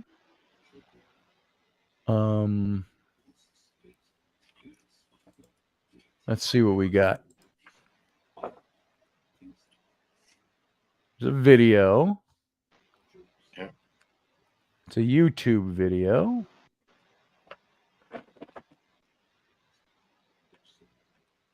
I don't know if you can hear that. Yeah, it's more modern. Yeah. Let's see. No, maybe not. It's got old rickety piano playing. Yeah, Barbara D says she's out, Scotty. Oh, there's Uncle John. Hi, John. Yeah. Listen, you never know unless you kind of overlay it to see what the humming is. It's an interesting piece. I can't play it all, or I'll get a copyright strike. Oh. Yep. All right. Sean R says, Middletown, PA is filled full of spirits and ghosts and dark energies. One of the oldest towns. We was in Gettysburg, and they kept telling us to watch for the Smoky Soldiers, and it was from the Battle of Gettysburg, where they had the battlefield there. And I would love to spend more time there. Yeah, Gettysburg is one of the most haunted places. We had some great experiences in Gettysburg. So yeah, Gettysburg. Because although they have Civil War in Gettysburg, I didn't get out to the battlefields. I didn't get out to the Devil's Den, any of those places. Oh yeah, I was there when the Ghost Hunters were doing an event there, and I was there presenting or reading tarot. I don't remember which, but yeah, that's when we had those experiences with Mark and Debbie Constantino down in the basement. The late Mark and Debbie Constantino.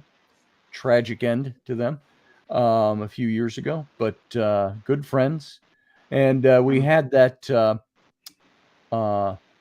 voice coming through on their EVP demonstration they were doing of the Mr. Sweeney at the Farnsworth Inn. It was creepy as all shit. And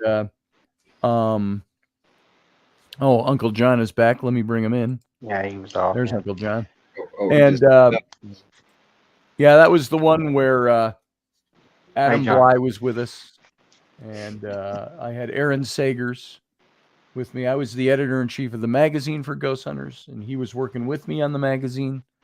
And we were sitting down in what they called the catacombs of the old Farnsworth Inn. and Adam was picking up. Adam is a demonologist. I've talked about him before. He's one that is flown in to the Vatican to speak to priests and bishops and so on about exorcism and demons. Exorcism. But he's not a priest, so he's a very solid Catholic, and he says, I can't do exorcisms because I'm not a priest. He says, but I know about demonology, and that's what he teaches. And he will pray for souls. And we were at the Farnsworth Inn, and he was picking up that there were children who were sitting in this catacomb.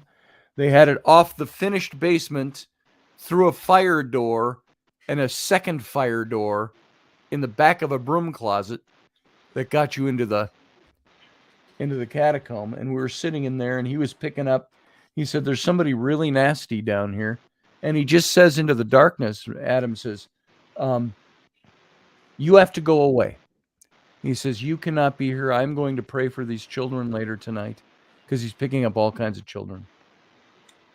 And are you saying, Steph, that they closed that off now? I know they had it behind a big fire door, and it was all locked up. We were there at midnight, and the manager came down to open it up for us with the keys. But so we went out, and I've told this story before. Many of you have heard this before.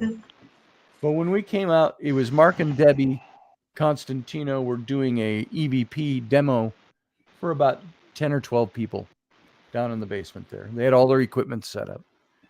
And I came up to Debbie and I said, hey, can you ask if there's a Mr. Sweeney here?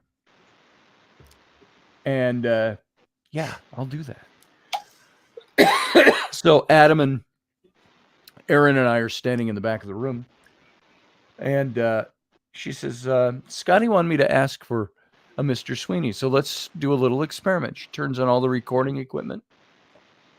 And she said, is there a Mr. Sweeney here? And pauses to leave space for an answer to be recorded. Asks a couple of things. And are there children here? And so on. And she recorded for about 2 to 3 minutes. And then she said, let's play it back and see what we pick up. You hear her voice asking, is there a Mr. Sweeney here? And you hear a growling. I mean, it was a man growling in anger. You hear him going, ah, ah, like that. I'm Sweeney, the voice says.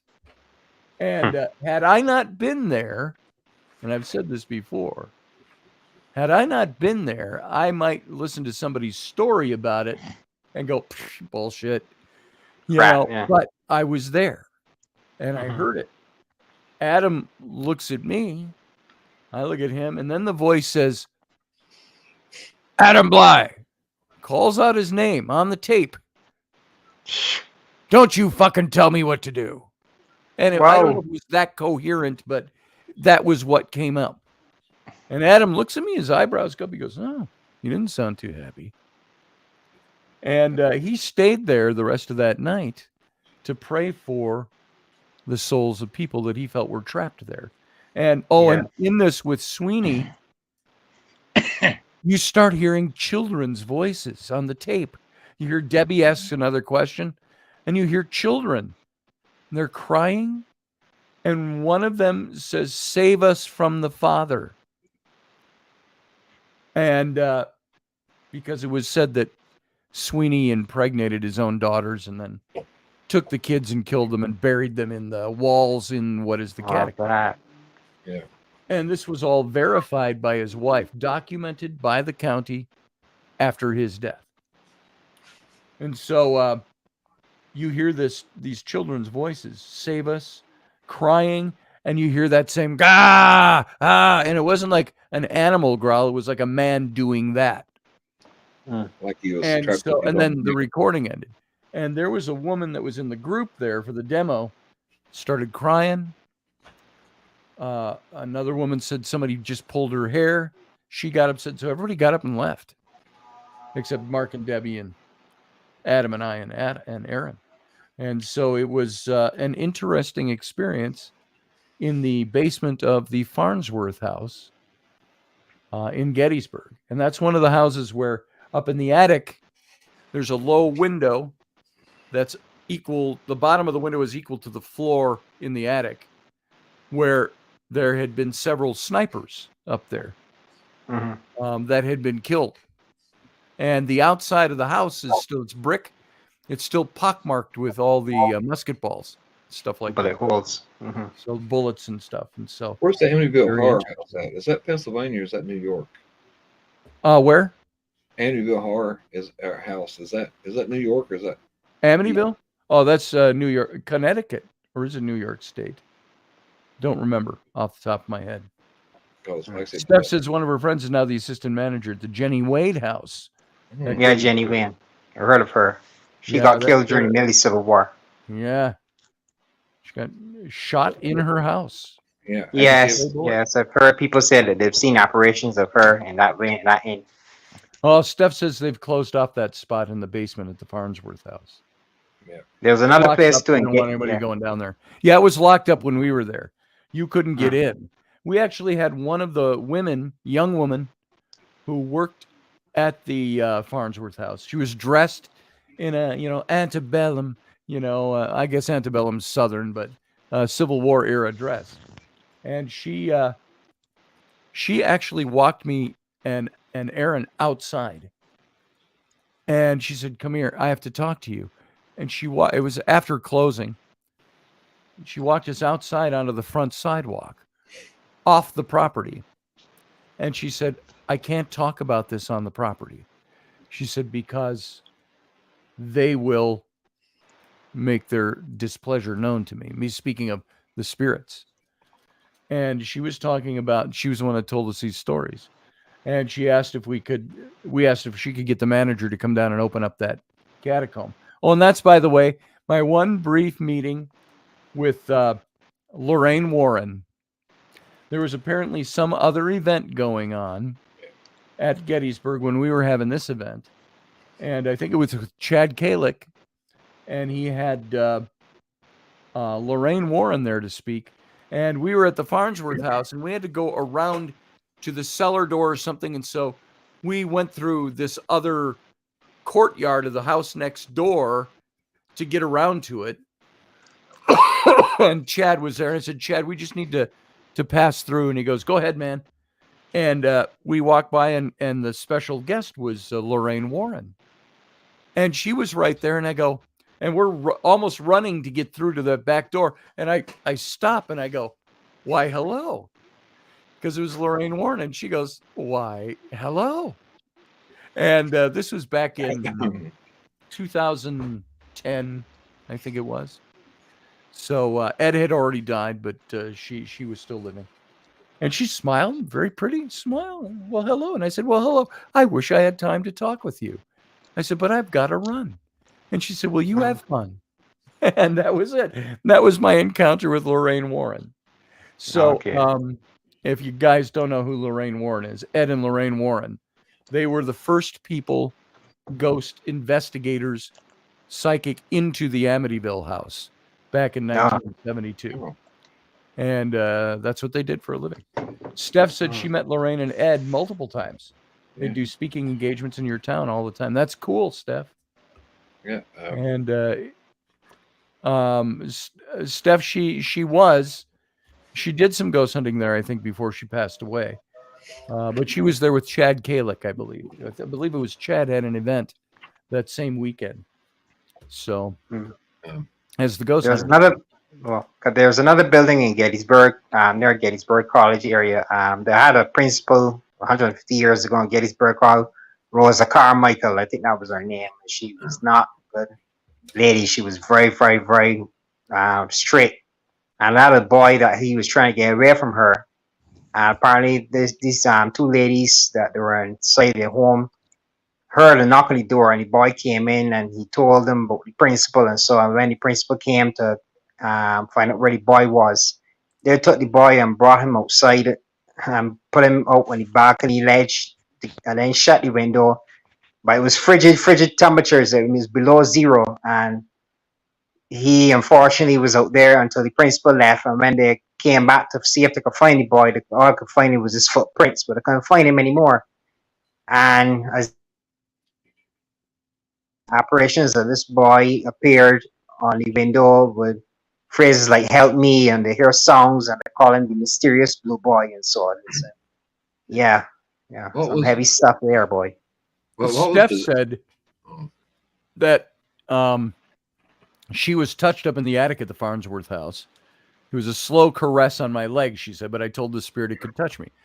Interestingly enough, Steph, Aaron Sagers and I were up in some of the bedrooms at the Farnsworth house, which are done up very Civil War era. As you know, you've been there. And we were talking to children. There were some children's clothes in the bedroom. And it was dark. There was a little lamp on, I think, a little bit of light. But Aaron and I were saying, if there are children here, you can come and talk to us. Now, we didn't have any equipment with us. It was just kind of the raw energy. And I said to the room, I said, look, I'm a dad. I said, if there's any of you kids that are still here, you children, I said, it's okay. It's okay if you want to say hello. And I put out my hand and I said, if you want to take my hand, you can take my hand. And I'm getting chills just talking about it. And so Aaron and I were standing there and we both felt like you, Steph, on our legs, like somebody was touching our legs. And somebody took my hand. And it was very indistinct and slight. You know, it wasn't like somebody taking your hand, but you could feel it. And you could feel it in the room. And I turned to Aaron and I said, do you feel that? And he said, I feel that. And we felt that on our legs too. These small children coming in. Sean Vest says, I've had cold hands on the shoulders and even had one walk through me. Total energy drain. I could barely stand afterwards. Took a good 10 minutes to come around. Yeah. Yeah, I've had that happen. And, So, what was the Civil War POW prison that they was all treated really, really bad, and a lot of them died from cholera? I don't know.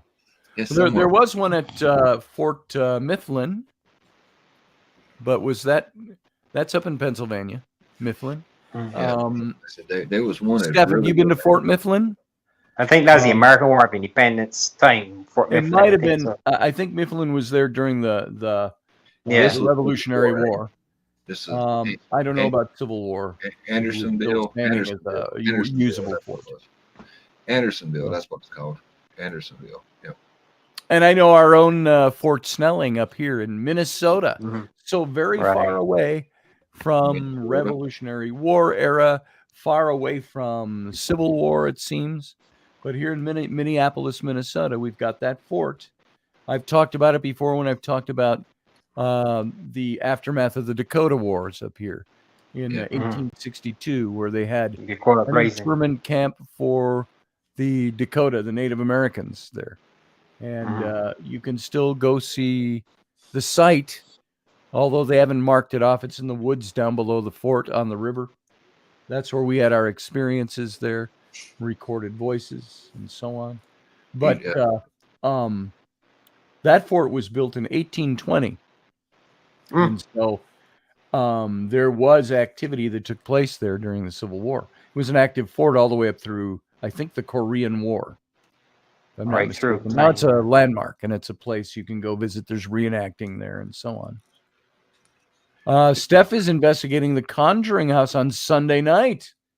Where's Monday morning. Oh, that's interesting, Steph. We're going to have to talk to you when you come back from that. Where's that at? That's Conjuring House is in Connecticut, isn't it? Or is that what I was thinking?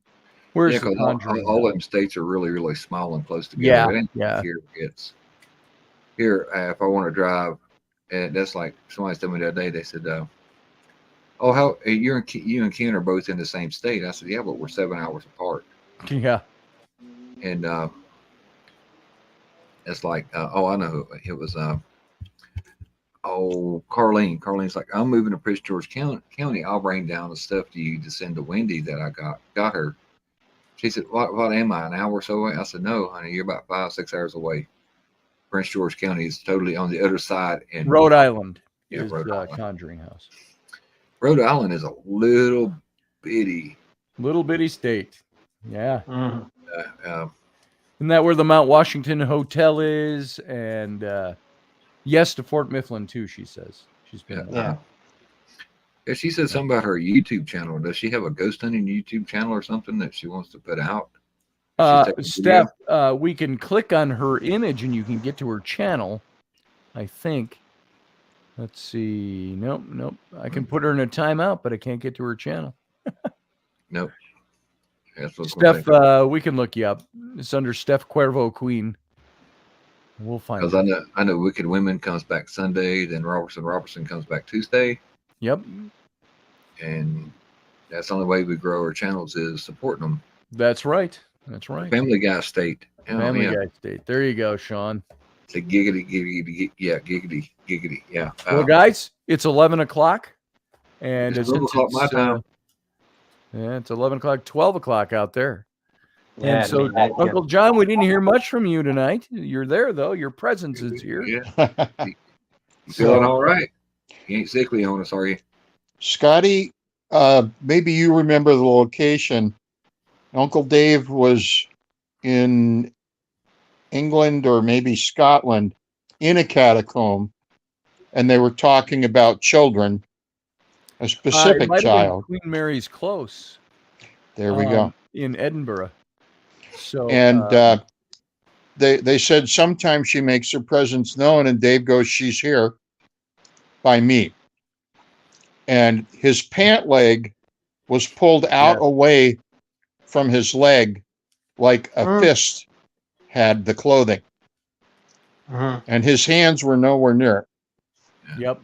Wow. There was a warehouse that Dave was looking at putting his studio up in.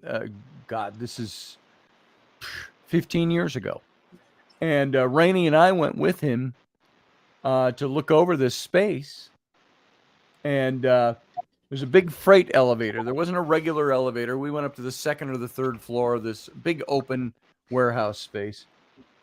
And old building, 100 years old. And we rode down in that big freight elevator. And Dave and Rainey felt this, and I didn't. Standing between them was, as Dave put it, he thought the ghost of a little child that took both of their hands. And Dave looks at Rainey, and Rainey looks at Dave, and it was another one of those. They're both going, are you feeling that? And so they both had that happen in that warehouse, and they both perceived that it was a little child holding their hands. I was on the other side of Rainey. I didn't feel anything. So, left out. So it's interesting. Steph said she'll post some stuff if she gets any. You'll have to just be here and tell us about it too. Maybe we'll bring you on, Steph, and you can talk about it. So be prepared to come on camera on Monday night. Yeah.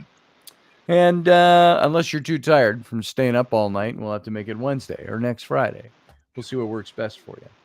So anyway, guys, thank you all for being here. And I'm going to let you all go. Uncle Dave, good to see you, brother. Yeah, bye. You have a good night. Yep. We'll see you later. And Captain Barbados, Matthew Sainsbury, good to see you. Go dip your feet in get into the white sand beaches and get into the turquoise water down there in the Caribbean. Must be nice. You know what? If I could drive there, I'd drive there. Yeah. Yeah, like I said, but no. Yeah, they're way in the outskirts of the Caribbean. They're way out into the Atlantic almost. So I'd go there, I'd be like Captain Jack. I'd say, "Where's the rum?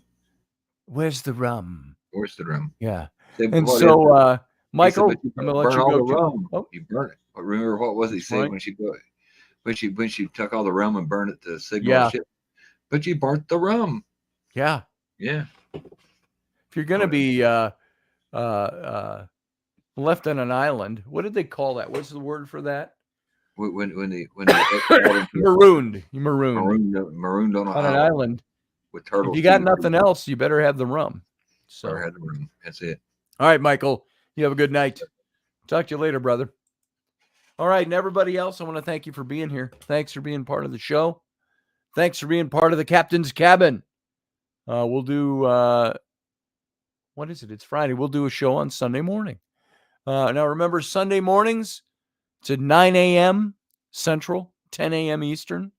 Right here, we do a very informal show on Sunday. It's like coffee time on Sunday mornings. And so come on over and join the show. You can call in. We can all talk. So we'll see you then. And then again, of course, next week for Intrepid Radio. So all of you, I want to thank you for being here. Thank you for giving me your time, being part of this show. Go on over to my my Patreon page, or you can do it here too. You can sign up both places, help support this show so we can do some cool stuff. That's all I got. You have a good night. Live long and prosper.